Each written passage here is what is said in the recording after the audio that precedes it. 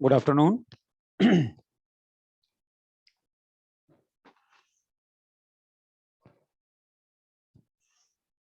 Screen सबको दिखाई दे रहा है बच्चों? स्क्रीन दिखाई दे रही है? ओके, ठीक है। तो बात करते हैं।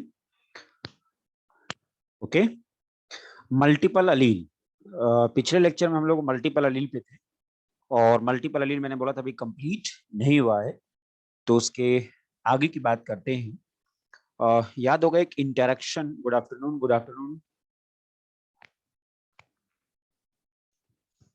ओके, तो हमने एक इंटरेक्शन लिखा था, वो इंटरेक्शन था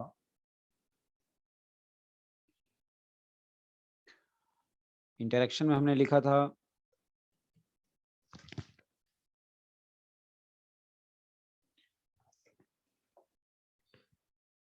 capital A small A, right?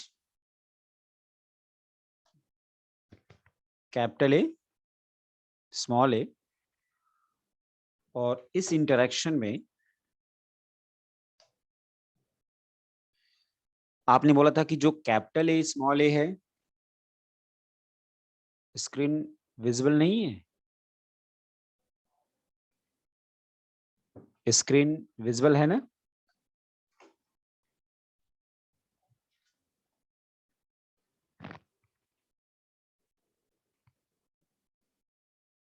ठीक है,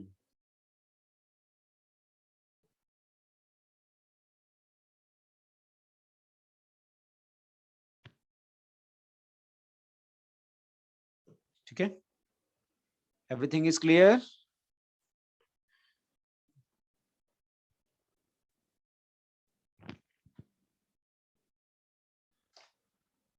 one minute, one minute, hold 1 minute.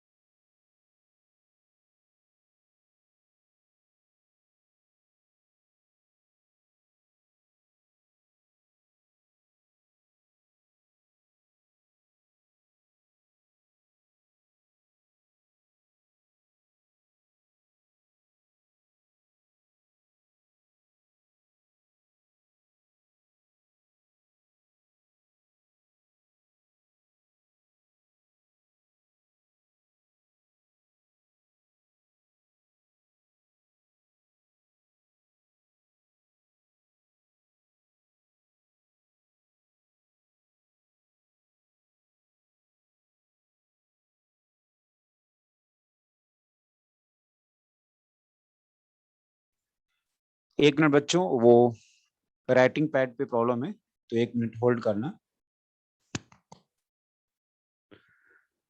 उसको रिजॉल्व करके क्लास शुरू करते हैं।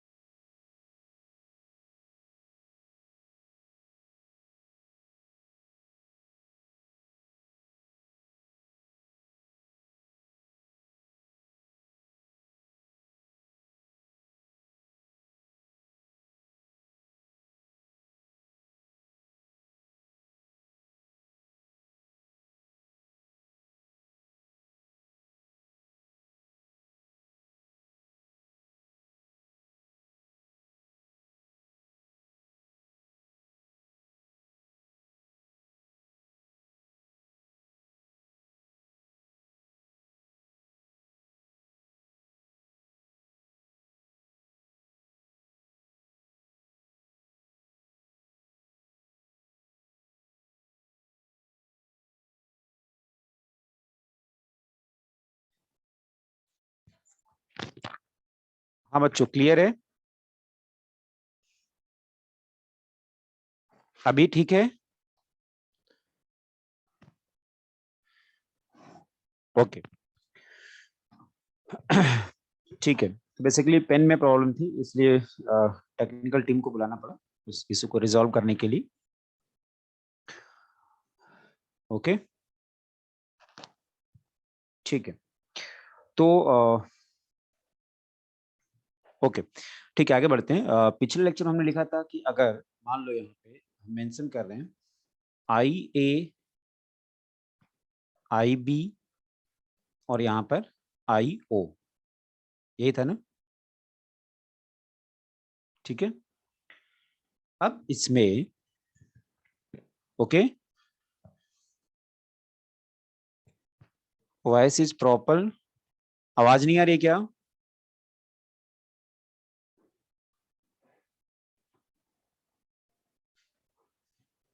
ठीक है, ओके। तो अब आपने बोला था कि आई ए और आई बी के बीच में कोडोमिनेंस है, राइट?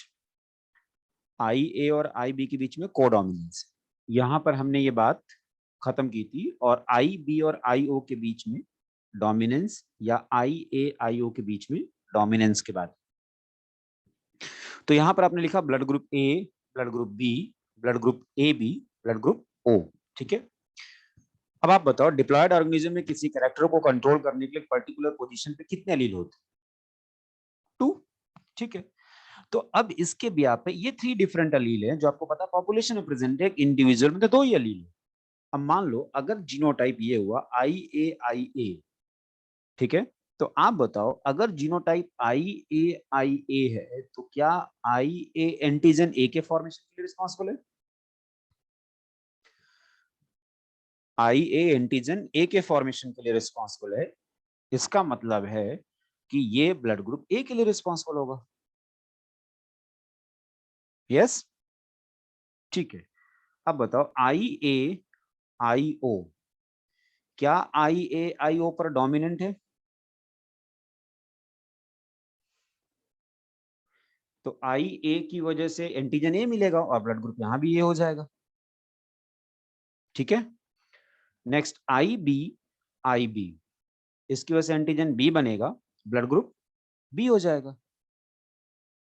अगर मैं लिखता हूं आई बी आई ओ, तो ब्लड ग्रुप बी होगा, क्योंकि आई बी आई ओ पर डोमिनेंट है, एंटीजन बी बनेगा, ब्लड ग्रुप बी हो जाएगा। नेक्स्ट, अगर आई ए आई बी, सपोज ये अगर जीनोटाइप है, तो बताओ क्या इनके बीच कोडोमिनेंस है? राइट, ये बात पहले हुई थी और मैंने आपसे बोला था कि A B blood group codominance का एग्जांपल है जो हम आगे पढ़ेंगे, ये बात हो गई थी और वही पॉइंट मैं यहाँ पे डिस्कस कर रहा हूँ आपसे। तो बताओ कोडोमिनेंस का मतलब है कि आई ए का भी एक्सप्रेशन आएगा और आई बी का भी एक्सप्रेशन आएगा, और अगर ऐसा होगा तो एंटीजन ए भी होगा और एंटीजन बी भी होगा, दोनों एंटीजन प्रेजेंट होंगे और इसकी वजह से ब्लड ग्रुप ए बी हो जाएगा। राइट, बताओ ए ब्लड ग्रुप में एंटीजन ए है, ए ब्लड ग्रुप यहाँ भी एंटीजन ए है, B blood group antigen B है, B blood group antigen B है, और ए बी एंटीजन है तो ब्लड ग्रुप ए बी। ठीक है, और अगर आई ओ हो जाए तो याद होगा no antigen A and B, no antigen A and B. और अगर ऐसा हुआ no antigen A and B, तो उस ब्लड ग्रुप को हम क्या बोलते हैं? ओ। ओ दैट मींस इस तरह से देखा जाए तो जीरो ब्लड ग्रुप। अब जीरो का मतलब जिसमें ना तो एंटीजन ए है ना तो एंटीजन बी है, ना तो एंटीजन ए है ना तो एंटीजन बी है, उसको हम ओ ब्लड ग्रुप बोलते हैं। ठीक है, राइट, ठीक है ना? अब यही पॉइंट आप यहां पे लिख रहे हो, आप देख लो कि ए ब्लड ग्रुप का जीनोटाइप क्या हो सकता है? I A I O. B का genotype I B I O. A B का मतलब आई बी, और ओ अगर है तो आई ओ। ये जीनोटाइप है डिफरेंट ब्लड ग्रुप के लिए। आई के बाद पिछले लेक्चर में हो चुकी थी, ये वो जीन है जो इस कैरेक्टर को, ब्लड ग्रुप को कंट्रोल करता है। अब आप बताओ, अगर ब्लड ग्रुप ए है तो एंटीजन ए आपने बोला, ब्लड ग्रुप बी है तो एंटीजन बी है, ब्लड ग्रुप ए बी है तो एंटीजन ए एंड बी दोनों है, और अगर ओ ब्लड ग्रुप है, बिल्कुल 9th क्रोमोसोम पे बात हो चुकी थी, तो नाइदर ए नाइदर बी। यही पॉइंट मैंने यहां पर इस तरह से आपको समझाया है। ओके, अब ब्लड ग्रुप में एंटीजन और एंटीबॉडी वाली बात अगर कर लें तो आप ये जानते भी हो, और अगर नहीं जानते हो या भूल गए हो तो आपको ये आगे बताया भी जाएगा। ये जो ए ब्लड ग्रुप है इसमें एंटीजन ए है तो एंटीबॉडी कौन सा होता है? बी होता है। बी ब्लड ग्रुप में एंटीजन बी है तो एंटीबॉडी ए होता है। ए बी में ए और बी एंटीजन है, neither A nor be antibody. और अगर ओ की बात करें जिसमें एंटीजन ए और बी नहीं है, उसमें एंटीबॉडी ए और बी होती है। राइट। एक और बात हम जानते हैं कि यूनिवर्सल डोनर अगर मैं आपसे बोलूं तो आप बोलते हो कि ओ ब्लड ग्रुप, और यूनिवर्सल एक्सेप्टर पूछूं तो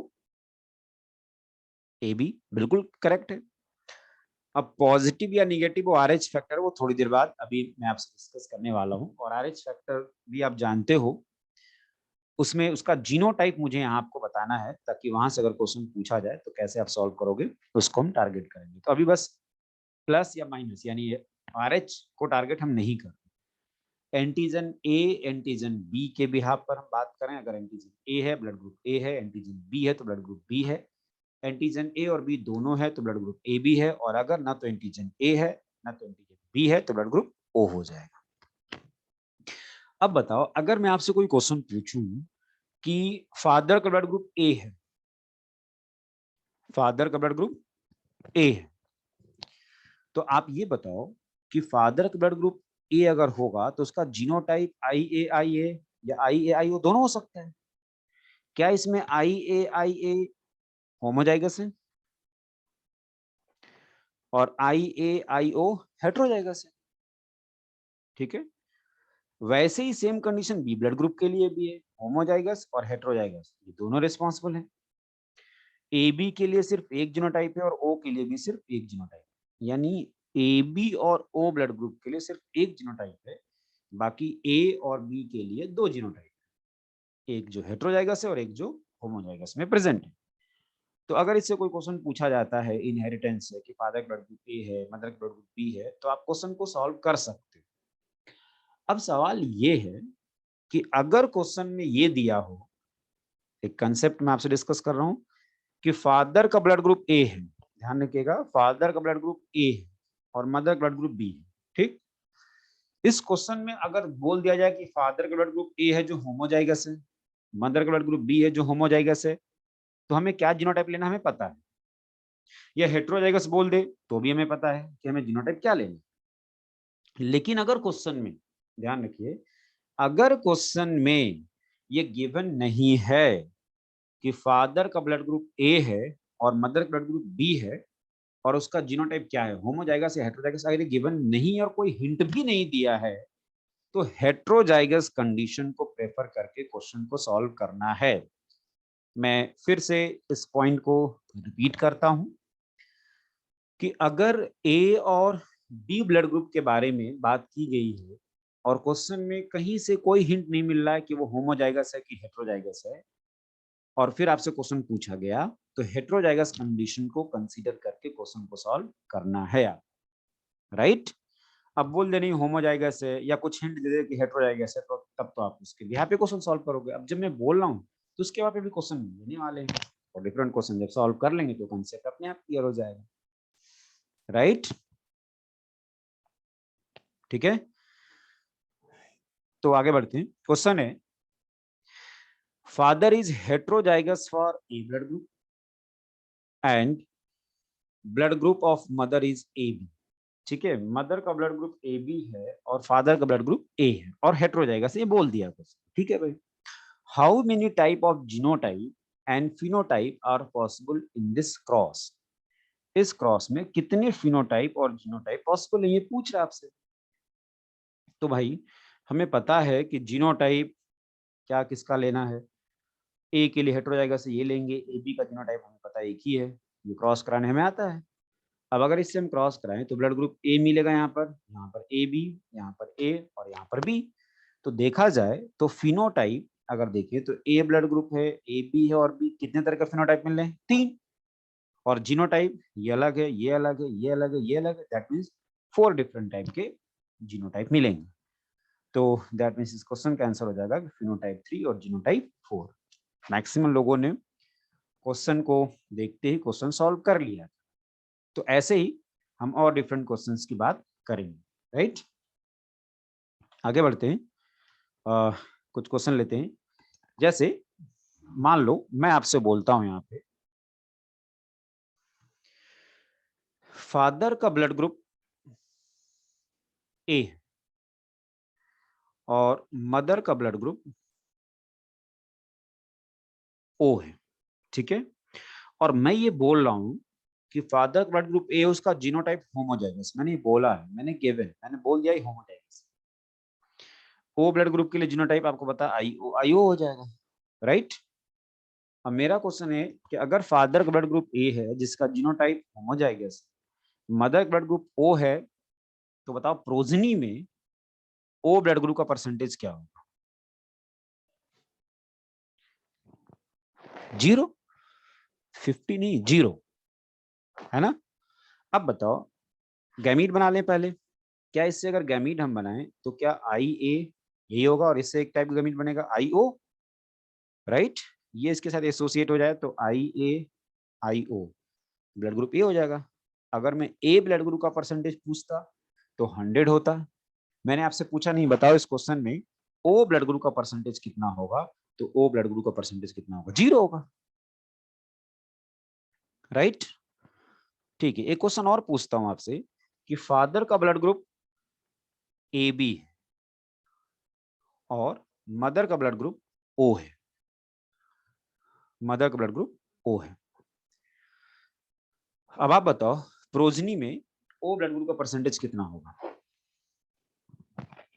प्रोजनी में ओ ब्लड ग्रुप का परसेंटेज 0, बिल्कुल करेक्ट है।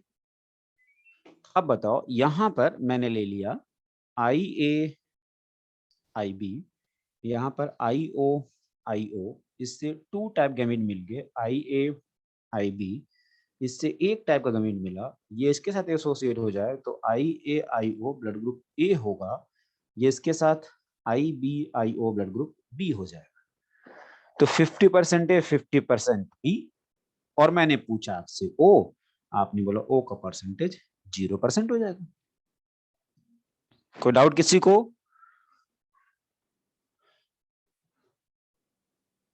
ठीक, नेक्स्ट क्वेश्चन में पूछ रहा हूं फादर का ब्लड ग्रुप बी है। मैंने जैसे यहाँ पे ए लिया था ना, अब मैं बी की बात कर रहा हूँ। फादर ब्लड ग्रुप बी है जिसका genotype homozygous, cross with mother जिसका ब्लड ग्रुप ओ है, आई ओ आई ओ। अब बताओ प्रोजनी में ओ ब्लड ग्रुप का परसेंटेज 0, बिल्कुल सही। यहां से आई बी, यहां से आई ओ, ये फ्यूज कर जाए I B I O, blood group B होगा। ओ का परसेंटेज पूछ रहा हूं, ये 0 हो जाएगा, ठीक है। और बी का परसेंटेज 100%, बिल्कुल करेक्ट है। अब देखो बेसिकली ये तीनों क्वेश्चन जो मैंने यहां से लिया है, इन तीनों क्वेश्चन से कंसेप्ट मैं आपसे डिस्कस करने वाला हूं। इन क्वेश्चन से मैं आपसे कंसेप्ट एक डिस्कस करने वाला हूं, और वो कंसेप्ट क्या उसको सुनिएगा। अगर पेरेंट्स में, फादर या मदर में से किसी एक का ब्लड ग्रुप ए के लिए होमोजाइगस या बी के लिए होमोजाइगस हो या ए बी, मतलब फादर और मदर में से अगर किसी एक का भी ब्लड ग्रुप ए के लिए होमोजाइगस, बी के लिए होमोजाइगस या ए बी ब्लड ग्रुप हो जाए, तो प्रोजनी में कभी भी ओ ब्लड ग्रुप नहीं मिलेगा।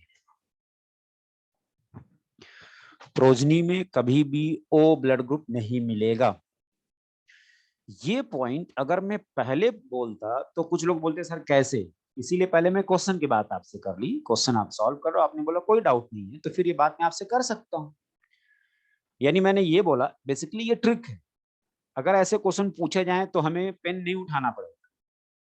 और ये ट्रिक इसलिए क्योंकि ऐसे इस फॉर्मेट में क्वेश्चन बनते हैं, यानी आपसे ओ ब्लड ग्रुप का परसेंटेज पूछ लिया जाएगा और पेरेंट्स में किसी का ब्लड ग्रुप ए के लिए होमोजाइगस, बी के लिए होमोजाइगस या ए बी ब्लड ग्रुप हो जाए तो इसके लिए हमें पेन नहीं उठाना, हमें पता है वो ब्लड ग्रुप मिल ही नहीं सकता। Everything is clear? ठीक है, किसी ने बोला सर रिपीट, मैं फिर से रिपीट करता हूं कि फादर या मदर में से किसी का भी ब्लड ग्रुप ए या बी के लिए होमोजाइगस हो या ए बी ब्लड ग्रुप हो तो प्रोजनी में कोई भी ओ ब्लड ग्रुप वाला इंडिविजुअल नहीं मिलेगा। ठीक है, ठीक है। एक और क्वेश्चन लेते हैं यहाँ पे। फादर का ब्लड ग्रुप ए है, ठीक है, फादर का ब्लड ग्रुप ए, मदर का ब्लड ग्रुप बी, मदर का ब्लड ग्रुप बी, ठीक। और यहां पर इसका जीनोटाइप हेटेरोजाइगस, सपोज ये हेटेरोजाइगस, ठीक है, दोनों का हेटेरोजाइगस है। तो आप बताओ ओ ब्लड ग्रुप का परसेंटेज प्रोजनी में, बी का परसेंटेज, ए बी का परसेंटेज, ठीक है, मैक्सिमम लोग करेक्ट आंसर दे रहे हैं।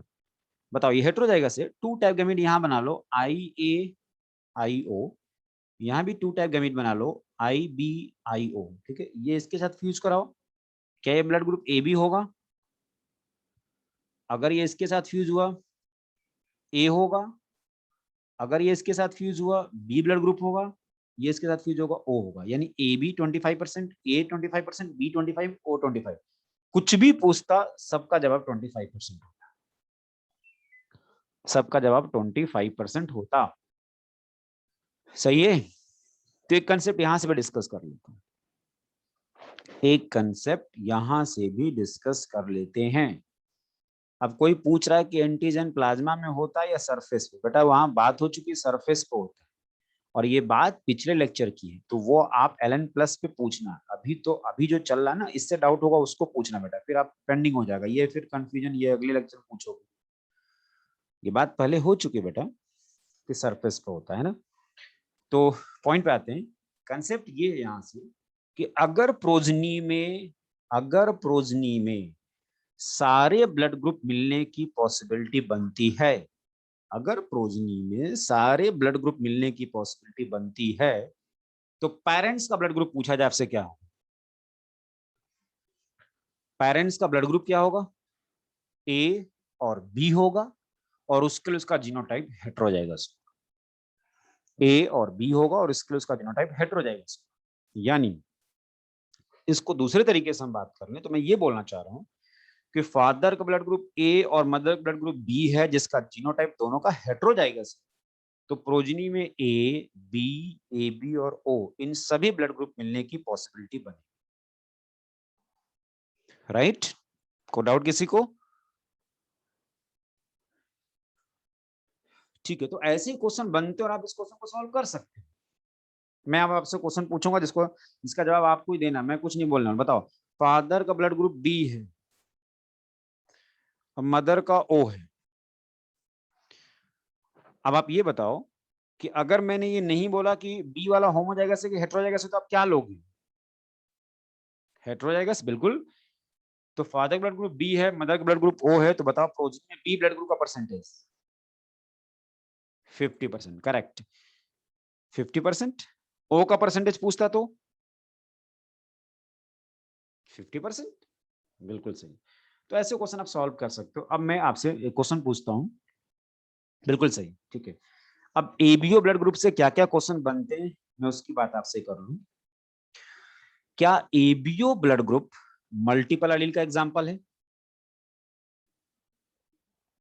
ठीक है, नेक्स्ट, एबीओ ब्लड ग्रुप के लिए पॉपुलेशन में 3 एलील हैं, ठीक है। एबीओ ब्लड ग्रुप के लिए इंडिविजुअल में 2 एलील हैं, ठीक है। गैमीड में 1 एलील है, ठीक है। एबीओ ब्लड ग्रुप के लिए पॉपुलेशन में टोटल जीनोटाइप डिफरेंट टाइप के कितने थे? 6 जीनोटाइप, राइट। अभी लिखा था आई ओ, अभी चेकरबोर्ड में लिखा था। एबीओ ब्लड ग्रुप के लिए पॉपुलेशन में कितने different phenotype? 4 A B ABO, right. यानी देखो डिजिट से कभी 3 की बात हो रही है, कभी 2 की बात हो रही है, कभी 1 की बात हो रही है, कभी 6 की बात हो रही है, कभी 4 की बात हो रही है। फिनोटाइप 4, जीनोटाइप 6, पॉपुलेशन में अलील 3, इंडिविजुअल में 2, गैमीट में 1। याद रखना क्या पूछा गया उसके अकॉर्डिंग जवाब देना है। और उसके आगे आपसे क्वेश्चन पूछा जाए तो यहां से फादर ब्लड ग्रुप ए है, मदर ब्लड ग्रुप बी है, कुछ इस तरह से प्रोजनी में क्या ब्लड ग्रुप मिलेगा, जवाब दे सकते हो। पॉपुलेशन में नया एलील किसकी वजह से आता है? म्यूटेशन की वजह से, भी बात पहले हो चुकी है। ठीक है, अगला क्वेश्चन लेते हैं, है ना। ठीक है, अगला question, a child blood group is O, his parents blood group can not be. अब लो एक और क्वेश्चन आ गया आपके सामने, बिल्कुल ए बी करेक्ट है। देखते ही क्वेश्चन सॉल्व है, यही मैं बोल रहा था। अगर इस तरह का कंसेप्ट आपके माइंड में ना तो शायद आपको पेन भी नहीं चलाना पड़ेगा। हम चाहें एक इस क्वेश्चन को सॉल्व करने का तरीका एक ये, तो भाई जितने भी ऑप्शन दिए हैं उनका क्रॉस करा लो, देख लो।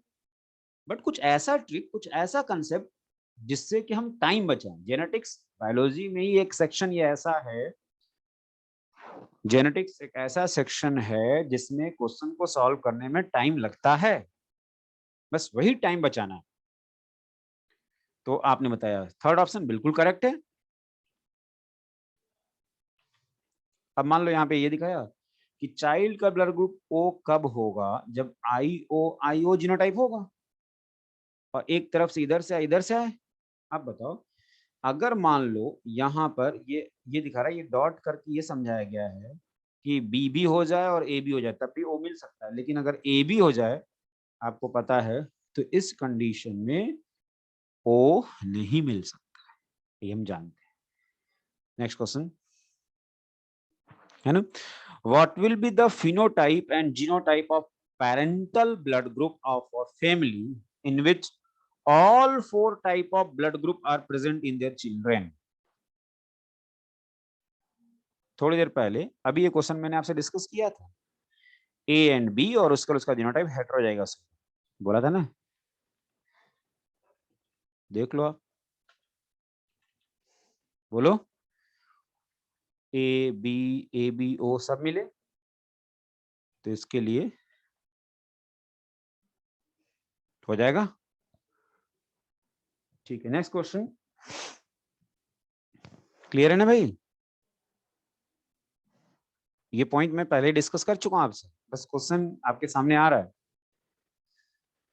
A man of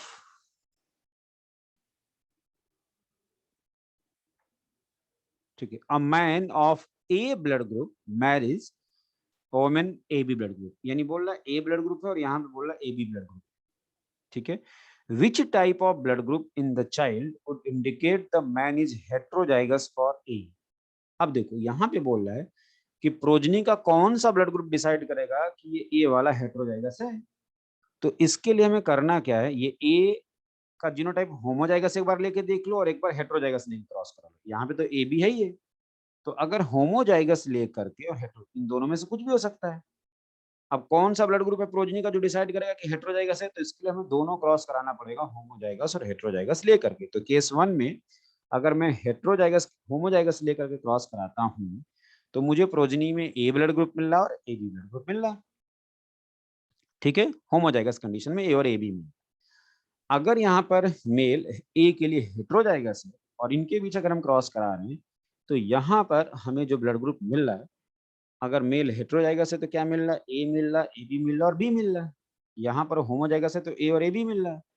that means अगर प्रोजनी में बी ब्लड ग्रुप मिल रहा है तो इससे फिक्स है कि मेल ए जो है वो हेटेरोजाइगस है। दैट मीन्स प्रोजनी का कौन सा ब्लड ग्रुप है जो डिसाइड करेगा कि मेल ए के लिए हेटेरोजाइगस है, तो बी ब्लड ग्रुप हो जाएगा। Right, repeat. ठीक है, एक बार फिर से मैं रिपीट कर देता हूं। यहाँ पर ये पूछ रहा है कि प्रोजनी का कौन सा ब्लड ग्रुप डिसाइड करेगा कि मेल का ब्लड ग्रुप ए के लिए हेटेरोजाइगस है। तो हमें करना है कि एक बार होमोजाइगस और एक बार हेटेरोजाइगस लेकर क्रॉस कराना है। अब देखो होमोजाइगस में ए और एबी ब्लड ग्रुप मिल रहा है और हेट्रोजाइगस में ए, एबी और बी मिल रहा है, यानी बी सिर्फ तब मिल रहा है जब ए हेट्रोजाइगस हो, राइट? ठीक है, तो ये हमने कंप्लीट किया मल्टीपल अलील, ठीक है ना? अब देखो इस मल्टीपल अलील के बाद एक पॉइंट में आपसे आरएच फैक्टर का डिस्कस करने वाला हूं, ठीक है? अब यहाँ पर आरएच फैक्ट, अब कोई पूछ रहा है कि सर मदर एंड फादर का ब्लड ग्रुप ए बी हो तो क्या होगा? तो आप क्रॉस करा के देख लो भाई, ए बी का जीनोटाइप अपने को पता है, क्रॉस कराने आता ही, हम क्रॉस करा के देख सकते हैं पलक जी की क्या रिजल्ट आएगा, उसके बाद क्वेश्चन सॉल्व कर सकते हो आप। देखो ए बी लिखो, मदर का भी ए बी और फादर का भी ए बी, क्रॉस करा लो, कोई डाउट नहीं है ना? ठीक है, तो आर एच फैक्टर, बेसिकली ये आर एच फैक्टर को हमें यहाँ पर टारगेट नहीं करना था, बट एक क्वेश्चन यहाँ से बनता है, उसके लिए मैं आर एच फैक्टर यहाँ पे डिस्कस कर रहा हूँ। बेसिकली रीसस मंकी से यहां से उठाया गया आर एच और इसका नाम पड़ गया आर एच।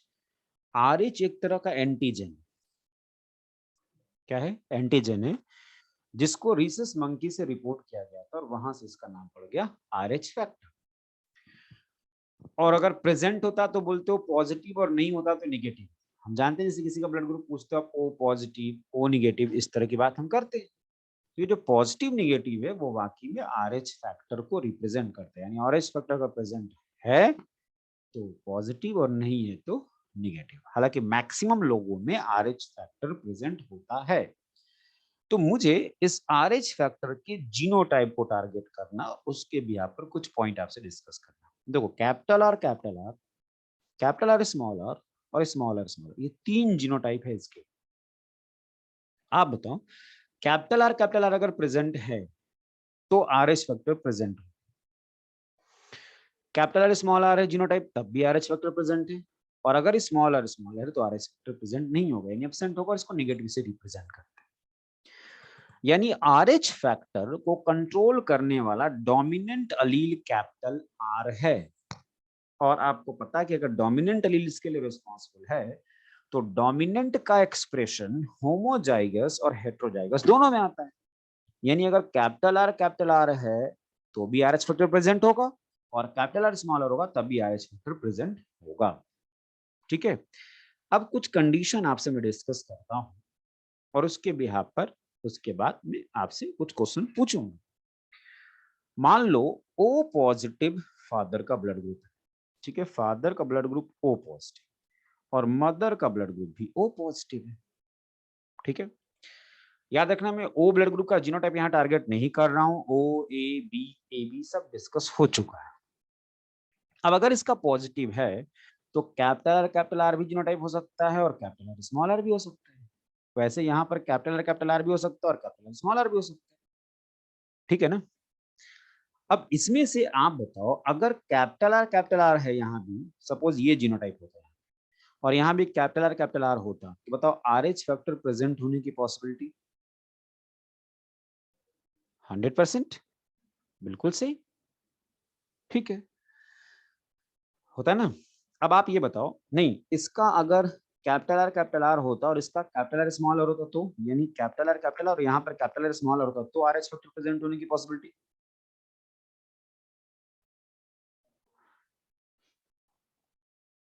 अच्छा आप बताओ, कुछ लोग गलत कर रहे हैं, कैपिटल आर दूसरी तरफ कैपिटल आर स्मॉल आर, बताओ इससे एक गैमेट बनेगा कैपिटल आर और यहाँ पे टू टाइप का कैपिटल आर स्मॉल आर, ये इसके साथ कैपिटल आर, ये इसके साथ कैपिटल आर स्मॉल, ये भी पॉजिटिव भी पॉजिटिव, तब भी तो 100% ही होगा। 50 कैसे होगा? 100 ही होगा ना भाई, होगा ना? ठीक है, अब बताओ, ठीक है, अगर पॉजिटिव वाले का blood group capital R small R है और यहां पर मान लो कैपिटल आर तो बताओ, फिर गलती हुई, 100% ही होगा ना? कैपिटल आर क्रॉस कराओगे 100%। अच्छा अगर कैपिटल आर स्मॉल आर और यहाँ पर कैपिटल आर स्मॉल आर दोनों तरफ, यानी एक तरफ ओ पॉजिटिव के लिए genotype capital R small R और यहाँ भी कैपिटल आर स्मॉल आर है, तो RH फैक्टर प्रेजेंट होने का परसेंटेज 75%।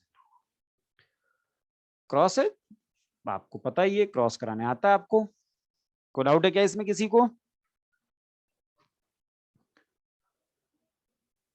ठीक है, यानी आप ये समझो, अब यहां से कंसेप्ट क्या है कि अगर दोनों पेरेंट्स में RH फैक्टर प्रेजेंट है, दोनों पेरेंट्स में RH फैक्टर प्रेजेंट है, तो इन जितनी भी कंडीशन बन सकती थी, वो सारे कंडीशन मैंने यहाँ पे डिस्कस कर लिया आपसे। 4 कंडीशन बन सकती थी, तो सारी कंडीशन मैंने डिस्कस कर लिया। आप देख लो, मिनिमम 75% चांस बन रहा है कि RH फैक्टर प्रोजेनी में प्रेजेंट, मिनिमम 75%, है ना?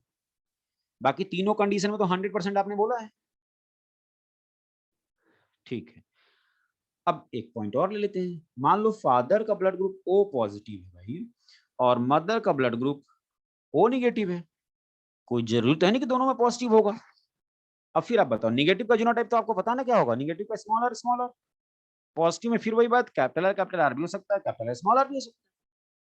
अच्छा आप बताओ, अगर यहाँ पर कैपिटल आर है और यहाँ पर small R, RH factor present होने का परसेंटेज यहाँ भी 100%, करेक्ट है। और अगर यहाँ पर कैपिटल आर स्मॉल आर है और यहाँ पर small R RH factor present होने का परसेंटेज 20%, 50%, 50%। ठीक है, अब आप बताओ, ठीक है, थोड़ी देर पहले मैंने, ठीक है, थोड़ी देर पहले मैंने आपसे यही बोला था ना कि मैक्सिमम लोगों में RH फैक्टर प्रेजेंट होता है। आप बताओ, दोनों पेरेंट में से किसी एक में भी अगर RH फैक्टर प्रेजेंट है, किसी एक में भी RH फैक्टर प्रेजेंट है और उसका जीनोटाइप मान लो कैपिटल आर स्मॉल आर है, दूसरी तरफ RH फैक्टर प्रेजेंट नहीं है, तब भी 50% पॉसिबिलिटी बनती है कि RH फैक्टर प्रोजेनी में प्रेजेंट होगा, राइट? ठीक है, अब एक कंडीशन और आप बता दो कि अगर फादर का ब्लड ग्रुप O निगेटिव और मदर का ब्लड ग्रुप भी O निगेटिव, तो क्या प्रोजनी में O पॉजिटिव हो सकता है क्या? नो, बिल्कुल सही, 0% हो जाएगा, क्योंकि यहां भी स्मॉलर, यहां भी स्मॉलर, तो आगे स्मॉलर ही आएगा, पॉजिटिव हो ही नहीं सकता, यानी 0% होगा, 0% होगा, राइट है ना? एक बात समझ में आ रही है? इसका मतलब RH फैक्टर प्रेजेंट कब होगा, ये बात हम समझ लें। तो मेरा क्वेश्चन आपसे अब ये है, अब मेरा क्वेश्चन आपसे ये जवाब देना, क्या B निगेटिव फादर है और O निगेटिव मदर है, B निगेटिव फादर है, O निगेटिव मदर है, तो क्या प्रोजनी में O पॉजिटिव ब्लड ग्रुप मिल सकता है? नो, बिल्कुल, बस यही मैं चाह रहा था, मैं आपको बस यही बताना चाह रहा हूं कि अगर पेरेंट्स में से किसी एक में भी RH फैक्टर प्रेजेंट नहीं है, तो प्रोजनी में भी RH फैक्टर प्रेजेंट नहीं होगा। तो RH फैक्टर कब होगा और कब नहीं होगा, ये आपको समझ में आ गया, ठीक है ना? ब्लड ग्रुप में कब A ब्लड ग्रुप आएगा, कब B ब्लड ग्रुप होगा, ऐसे क्वेश्चन पूछा तब भी आप जवाब दे सकते हो। तो बताओ, father blood group AB, father का ब्लड ग्रुप AB, मदर का ब्लड ग्रुप O है, तो प्रोजनी में O ब्लड ग्रुप का परसेंटेज 0%, करेक्ट। मदर का blood group A homozygous, mother का blood group A homozygous, father का ब्लड ग्रुप O, प्रोजनी में A ब्लड ग्रुप का परसेंटेज 0, करेक्ट, बिल्कुल ठीक है। नेक्स्ट क्वेश्चन, फादर का ब्लड ग्रुप A है जो हेट्रोजाइगस है, फादर का ब्लड ग्रुप A है जो हेट्रोजाइगस है, मदर का ब्लड ग्रुप O है, तो प्रोजनी में A ब्लड ग्रुप का परसेंटेज 50%, 50%, क्योंकि 50% A 50% B हो जाएगा। नेक्स्ट, फादर का ब्लड ग्रुप A, मदर का ब्लड ग्रुप B, और प्रोजनी में A B O सभी ब्लड ग्रुप मिल रहे हैं, तो बताओ A और B के लिए पेरेंट्स का जीनोटाइप क्या होगा, होमोजाइगस कि हेट्रोजाइगस? Heterozygous, correct. बस ये बात समझ में आ गई तो आप ब्लड ग्रुप के किसी भी क्वेश्चन को सॉल्व कर सकते हो, कोई डाउट नहीं, ठीक है। एक बड़ा इंपॉर्टेंट टॉपिक चल रहा है, मल्टीपल एलील क्यों इंपॉर्टेंट है? देखो, एबीओ ब्लड ग्रुप जो है वो मल्टीपल एलील का भी एग्जांपल है, राइट? आई ए और आई ओ, आई ए और आई ओ के बीच में डोमिनेंस की बात हो रही है, आई बी आई ओ के बीच में डोमिनेंस की बात हो रही है, तो डोमिनेंस भी यहां दिख रहा है। आई ए और आई बी के बीच में कोडोमिनेंस, तो कोडोमिनेंस भी दिख रहा है यहाँ पे। कोडोमिनेंस का भी एग्जांपल यहाँ मिल रहा है, डोमिनेंस का भी एग्जांपल मिल रहा है और मल्टीपल एलील का भी एग्जांपल मिल रहा है। दैट मींस ये कई टॉपिक से जुड़ा हुआ है, इसीलिए ये इंपॉर्टेंट है, क्योंकि कहीं ना कहीं से क्वेश्चन यहाँ से पूछ लिया जाए। ओके, ठीक है, आगे बढ़ते हैं। नेक्स्ट है pleiotropic gene. Pleiotropic gene, sir अगर RH antigen present then positive blood group and RH option negative, बिल्कुल सही है। अगर प्रेजेंट है तो पॉजिटिव, नहीं है तो नेगेटिव बोलेंगे। हो जाएंगे बेटा, कुछ नहीं दिया है तो एबीओ ब्लड ग्रुप के लिए हेटेरोजाइगस। नहीं नहीं, कोई एबनॉर्मलिटी नहीं है बेटा। आप पढ़ते थे अगर आपको याद हो 11th में पढ़ा होगा एरेथ्रोब्लास्टिक फिटालिस, वो इसी से रिलेटेड था बीमारी, वो आपको 11th में पढ़ाई जाती है, जहां पर आपको RH का जीनोटाइप टारगेट का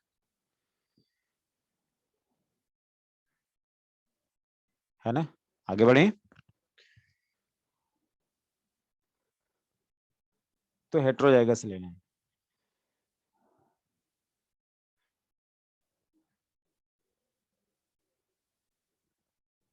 फर्स्ट लेक्चर से ही इंतजार था, किसका इंतजार था भाई? अच्छा, प्लियोट्रॉपिक, ठीक है। तो अब आ जाते हैं हम प्लियोट्रॉपिक जीन पे, ठीक है। प्लियोट्रॉपिक जीन की अगर बात करें,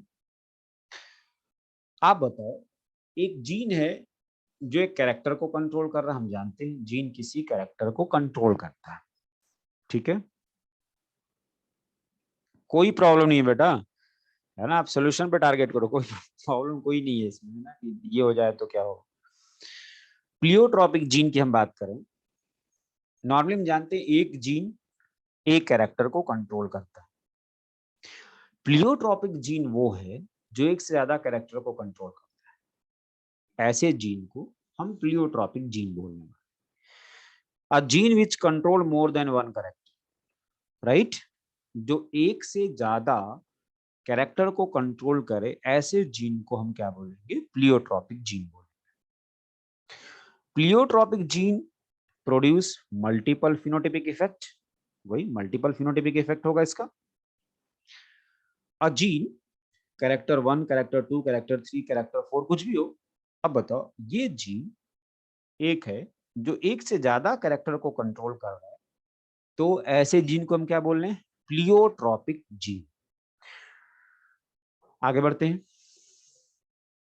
अब इस प्लियोट्रॉपिक जीन के एग्जाम्पल की बात, इस एग्जाम्पल में पहला एग्जाम्पल है इन पी प्लांट, एक जीन है जो flower colour, seed coat colour, red spot on leaf axil, इन तीनों कैरेक्टर को कंट्रोल करने वाला एक ही जीन है। तो ये जीन कौन सा है? प्लियोट्रॉपिक। अब कुछ लोगों ने शुरू में कुछ क्वेश्चंस मेरे से पूछे थे, उस पॉइंट पर मैं आ जाता हूँ।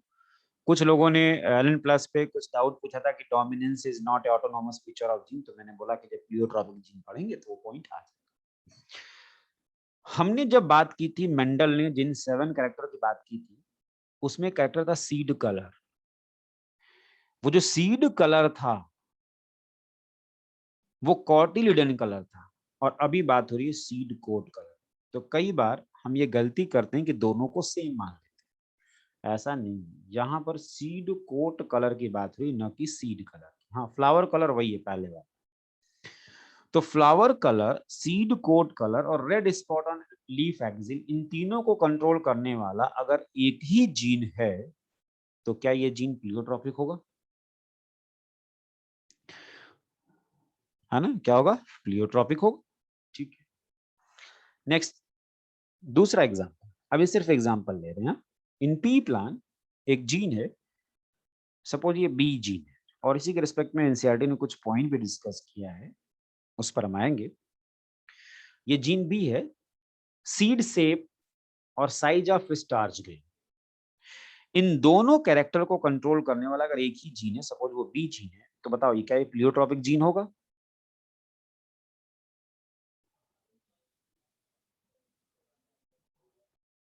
लास्ट स्लाइड कौन सी बेटा? यही तो थी, क्या ये नहीं दिखाई दिया? ये वाली स्लाइड, कोई प्रॉब्लम? फिर इसके बाद हम इस पॉइंट पर आ गए हैं, है ना। अब कोई पूछ रहा है सर ये किस क्रोमोसोम पे कौन सा, बेटा अगर मान लो सपोज आपको बता भी दे जाए कौन सा, तो सब कितना आप याद रखोगे? सिलेबस में है ही नहीं, ठीक है। तो यहाँ पे सीड शेप और साइज ऑफ स्टार्च ग्रेन, इन दोनों को कंट्रोल करने वाला एक ही जीन है, तो ये प्लियोट्रॉपिक जीन है, ठीक है। अब यहाँ पर आपने बोला कि कैपिटल बी है तो सीड राउंड हो रहा है, कैपिटल बी स्मॉल बी है तो भी सीड राउंड हो रहा है, और स्मॉल बी है तो सीड रिंकल हो रहा है। सीड कलर नहीं बेटा, सीड कोट कलर बोलना है ना, seed coat colour, seed colour नहीं, सीड कोट कलर, दोनों में डिफरेंस है, ये बात मैंने भी बोली है आपसे। अब साइज ऑफ स्टार्च ग्रेन की बात करें, इस पॉइंट को डिस्कस करने से पहले मैं आपसे पूछता हूं, याद होगा आपने कुछ स्टार्च ग्रेन साइज की बात की थी, याद है? इनकम्प्लीट डोमिनेंस में, बिल्कुल सही, करेक्ट। बस वही पॉइंट यहां पर आ रहा है। अब बताओ कैपिटल बी है तो लार्ज, कैपिटल बी है मीडियम, और स्मॉल बी है तो स्मॉल है, राइट? बात हुई थी ये इनकम्प्लीट डोमिनेंस में।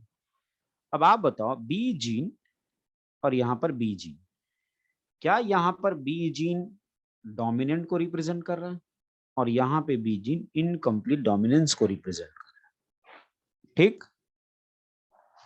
बी जीन प्लियोट्रॉपिक है, राइट? तो अब अगर ये बी जीन एक से ज्यादा कैरेक्टर को कंट्रोल कर रहा है, तो क्या इसको हम प्लियोट्रॉपिक जीन बोल सकते हैं? बताओ, तो ये जीन क्या होगा? प्लियोट्रॉपिक, प्लियोट्रॉपिक जीन है भाई। अब हो क्या रहा है, मैंने यहां लिख दिया, मैं लिख भी रहा हूं यहां पर, मान लो ये कैपिटल बी, ये स्मॉल बी क्रॉस कराया कैपिटल बी स्मॉल बी, ठीक है। आप बताओ कैपिटल बी राउंड है, ये रिंकल्ड है, और ये राउंड है, ये F1 है। याद होगा F1 में दोनों पेरेंट में से किसी एक का करेक्टर दिखाई दे, क्या ये लॉ ऑफ डोमिनेंस था? ठीक है, ये राउंड है और ये रिंकल है, ठीक है।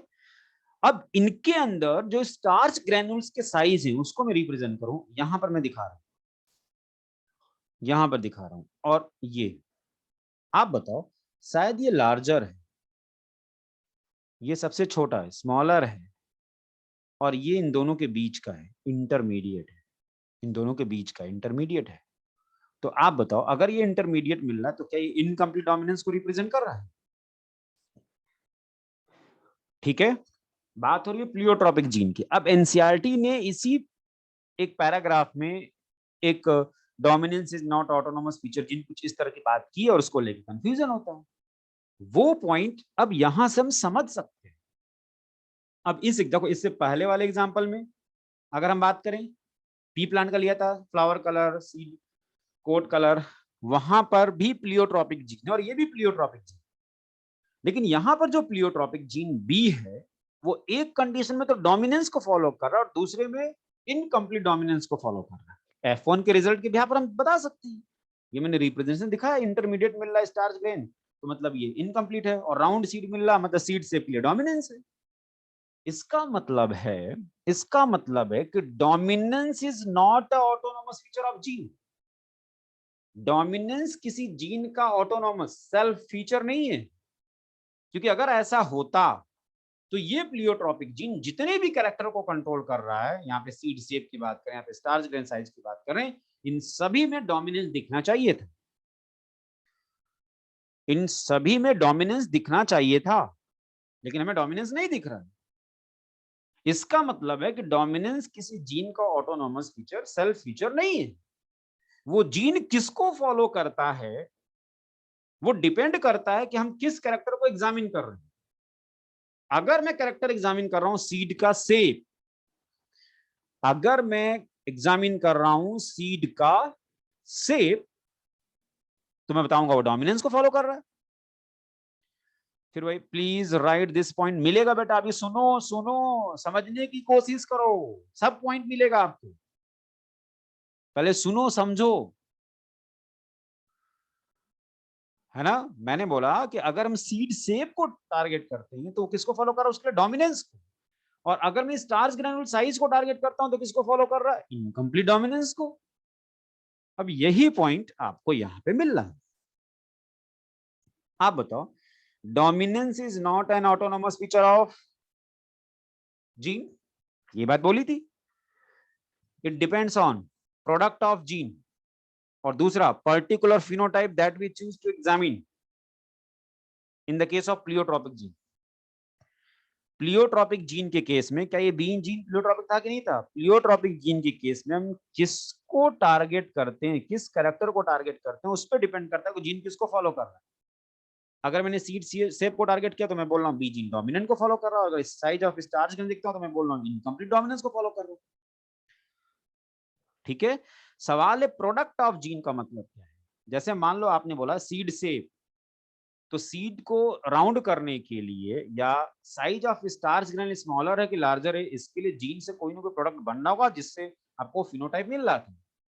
तो जीन से मिलने वाले प्रोडक्ट और जिस फिनोटाइप को हम एग्जामिन करते हैं वो डिसाइड करेगा कि वो जीन किसको फॉलो कर रहा है। अगर मैंने एग्जामिन किया सीड का शेप तो उसके लिए फॉलो कर रहा है डोमिनेंस, क्योंकि मैं F1 में उसके अकॉर्डिंग रिजल्ट देख रहा हूं।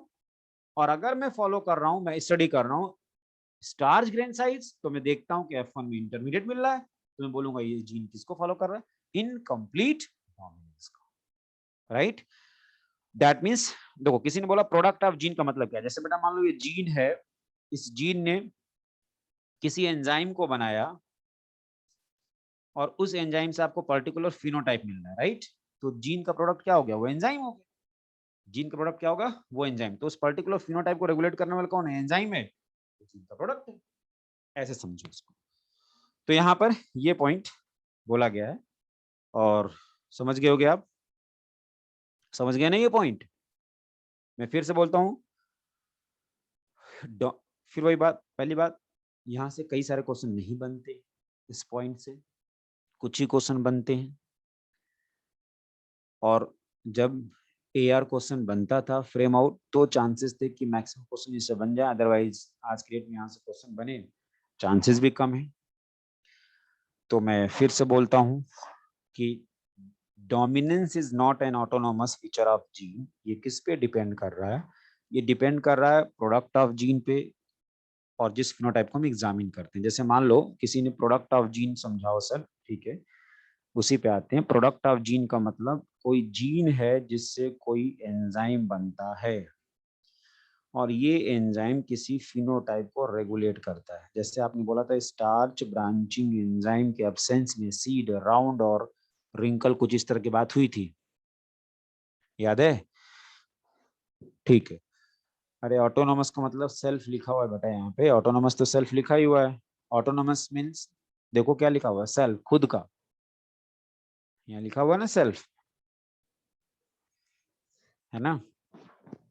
तो प्रोडक्ट का मतलब ये है कि जो जीन है उस एक जनरल वे में किसी प्रोडक्ट का नाम भी नहीं लिया है। भाई अगर कोई भी, जैसे आप जैसे बोलते हो ना कि जीन का मतलब डीएनए, इस बात को समझना, जीन का मतलब डीएनए, डीएनए से बनता है आरएनए, आरएनए से बनता है प्रोटीन, और फिर वो प्रोटीन एंजाइम बनाता है, इस तरह से सीक्वेंस चलता है। लेकिन अभी वो आरएनए और प्रोटीन वाला पॉइंट हम यहाँ पे डिस्कस नहीं करते हैं, वो डिस्कस होता है मॉलिक्यूलर बेसिस ऑफ इनहेरिटेंस। तो बस ये समझ लो कि जीन से कोई प्रोडक्ट बना, जिस प्रोडक्ट से कोई फिनोटाइप मिल रहा है, अब उस कौन सा फिनोटाइप हम एग्जामिन करते हैं, सीड का शेप तो डोमिनेंस को फॉलो कर रहा है, और स्टार्च ग्रेन साइज तो इनकम्प्लीट डोमिनेंस को फॉलो कर रहा है।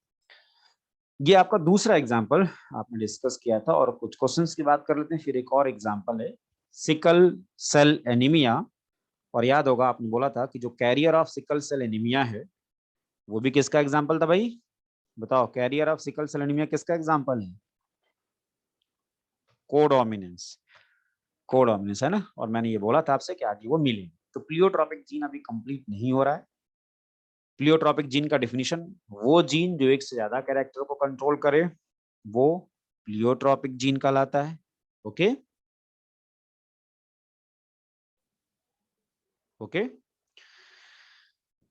अब इसमें क्वेश्चन है, a pure round seed shape P plant, pure round seed shape pea plant is crossed with wrinkle seed shape plant and produce F1 generation. In F1 generation बताओ क्या होगा, wrinkle seed are obtained, large starch grain, medium size starch grain are obtained, small size starch grain are obtained. क्या होगा, third correct है, सही बताया आपने। आपको पता है सारा जीनोटाइप और फिनोटाइप कब मीडियम होगा कब लार्ज होगा, आपको पता है, क्वेश्चन में ये दिया है, रिजल्ट में ये आएगा। और इस कंडीशन में आपको पता है कि यहाँ पर इसकी वजह से सीड तो राउंड होगा लेकिन स्टार्च ग्रेन क्या होगा, मीडियम। और यहाँ पर ये थर्ड ऑप्शन में यही गिवन है। बिल्कुल याद रखना होगा बेटा, एग्जाम्पल याद रखना है, एग्जाम्पल से भी क्वेश्चन बनता है। सीड से किसका एग्जाम्पल पूछा जाए तो डोमिनेंस, और स्टार्च ग्रेन साइज किसका एग्जाम्पल है, इनकम्प्लीट डोमिनेंस, तो याद रखना हो, ठीक है। अब नेक्स्ट एग्जाम्पल कि most of the genetic disease, वो भी प्लियोट्रॉपिक का एग्जाम्पल है, जिसमें पहला है फिनाइल कीटोन्यूरिया, फर्स्ट एग्जाम्पल है फिनाइल कीटोन्यूरिया, और दूसरा सिकल सेल एनीमिया। क्या ह्यूमन हेल्थ और डिजीज में फिनाइल कीटोन्यूरिया हो गया है आप लोगों का,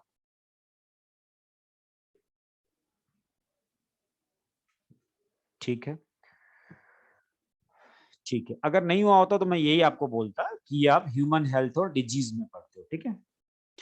और दूसरा है sickle cell anaemia, sickle cell anaemia जो हम यहाँ पर पढ़ने वाले हैं। सिकल सेल एनीमिया भी हो गया है क्या ह्यूमन हेल्थ और डिजीज में, हाँ वही मैं कह रहा था, वो हम कहाँ पढ़ेंगे, जेनेटिक्स में जो हम पढ़ने वाले हैं, सही है, ठीक है। तो फिनाइल कीटोन्यूरिया बस एज एग्जांपल लिख लिया आपने कि ये भी प्लियोट्रॉपिक जीन का एग्जांपल है, ठीक है। सिकल सेल एनीमिया भी इसका एग्जांपल है, और सिकल सेल एनीमिया को ही हमें यहाँ पे टारगेट करना है, इसी को हम यहाँ पर डिटेल में पढ़ने वाले हैं, ठीक है। तो आगे बढ़ते हैं। ऑटोसोमल रिसेसिव डिसऑर्डर है ये, ठीक है, ऑटोसोमल रिसेसिव डिसऑर्डर है। In this disease 6 amino acid of beta chain of haemoglobin is changed glutamic acid to valine due to point mutation, substitution, transversion. मुझे पता है कि मैक्सिमम लोगों को ये टर्म कुछ नया लग रहा होगा कि ये इसका मतलब क्या है, इसलिए अभी आपको सुनना है, अभी सुनते ही क्वेश्चन नहीं पूछना है। मैं उन सारे पॉइंट्स को एक्सप्लेन करूंगा, जैसे आपने बोला ये पॉइंट म्यूटेशन, सब्स्टिट्यूशन, ट्रांसवर्जन, ये सब है क्या, ये हम डिस्कस करेंगे। लेकिन आप बताओ, अगर आपने थैलेसीमिया पढ़ा तो उसमें एक नाम सुना होगा, फ्रेम शिफ्ट म्यूटेशन, सुना होगा ना, नहीं सुना, कोई बात, जितने भी डिसऑर्डर हैं ये किसी न किसी म्यूटेशन की वजह से होते हैं। और म्यूटेशन एक टॉपिक है जो मॉलिक्यूलर बेसिस ऑफ इनहेरिटेंस पे डिस्कस करते हैं, ओके। म्यूटेशन एक टॉपिक है जो मॉलिक्यूलर बेसिस ऑफ इनहेरिटेंस में डिस्कस करते हैं। तो एक तो तरीका ये है कि भाई यहाँ पर अगर मान लो सब्स्टिट्यूशन आ गया या ट्रांसवर्जन आ गया तो मैं आपको ये पॉइंट यहीं पे समझा दूं। तो इसके लिए मुझे म्यूटेशन वाला पॉइंट जो हमें म्यूटेशन में पढ़ना हो पहले आपसे डिस्कस करना, ठीक है। बताता हूँ बेटा, ऑटोसोमल रिसेसिव का मतलब क्या है ये बता दूंगा आपको।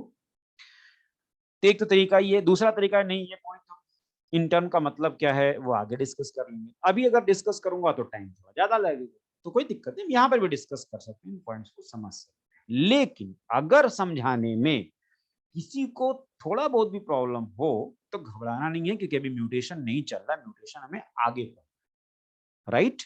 मैं कोशिश करूंगा ये सारे टर्म आपको यहीं पे समझ में आ जाए, लेकिन अगर नहीं समझ, क्योंकि डिटेल में हम यहाँ डिस्कस नहीं कर सकते, वो टॉपिक म्यूटेशन में ही डिस्कस करना है।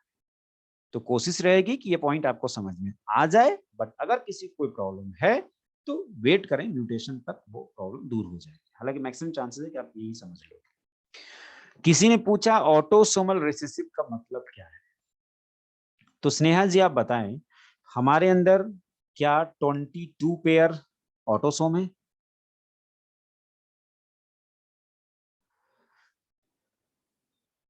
ठीक है, अगर कोई जीन ऑटोसोम पे प्रेजेंट होता तो उसको ऑटोसोमल बोलते।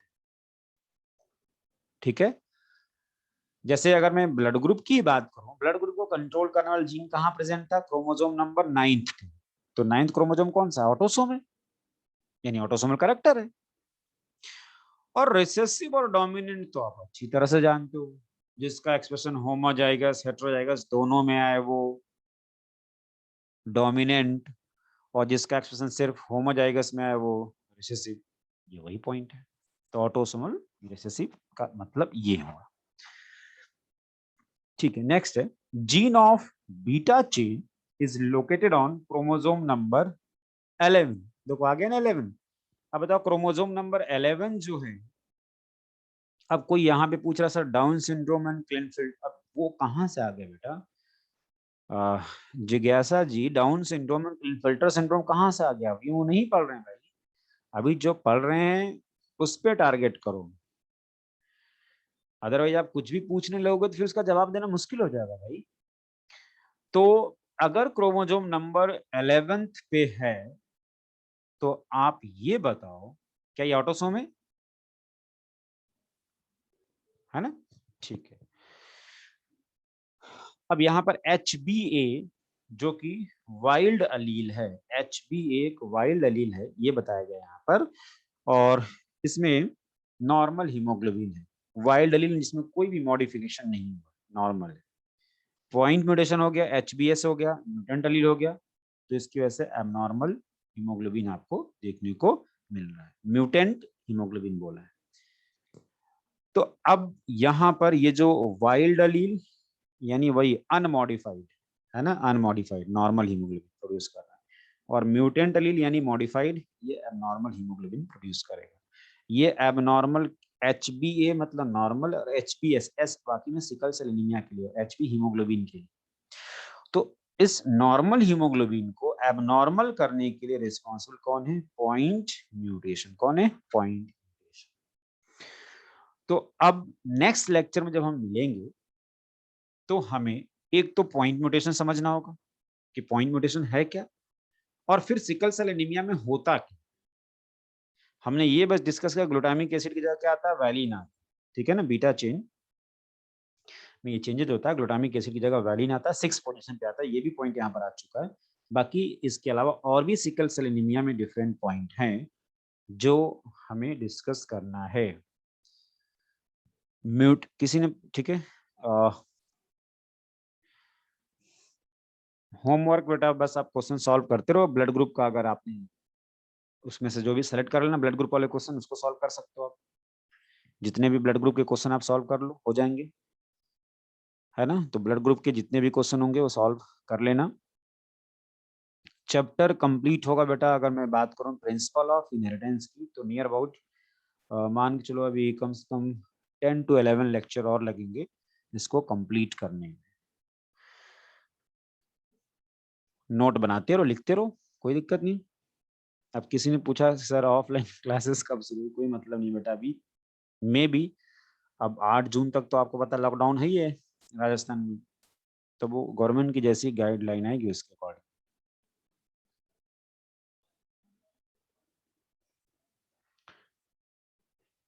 ओके,